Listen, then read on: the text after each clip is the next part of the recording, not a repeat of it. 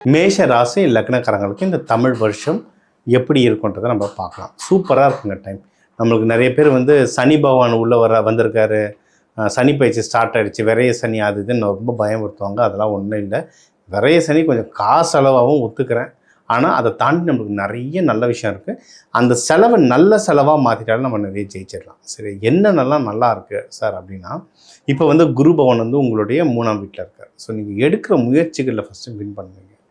June 2லாம் பார்த்தீங்கன்னா உங்களுடைய 4ஆம் வீட்டுக்கு போயிடுவார். அப்போனா நீங்கள் வந்து எதுலையாவது முதலீடு பண்ண வரும். இப்போ நம்மளுக்கு என்ன நடக்குது?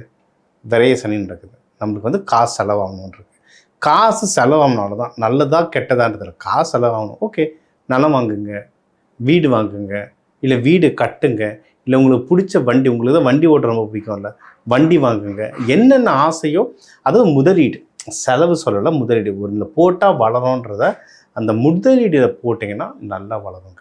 இதுதான் விதியை மதியால் வெல்றது. இது வந்து விரைய சனிக்கு ஒரு பரிகாரமாகவும் ஆச்சு, உங்களுக்கு வந்து இன்வெஸ்ட்மெண்ட் மாதிரியும் ஆச்சு. சரிங்களா?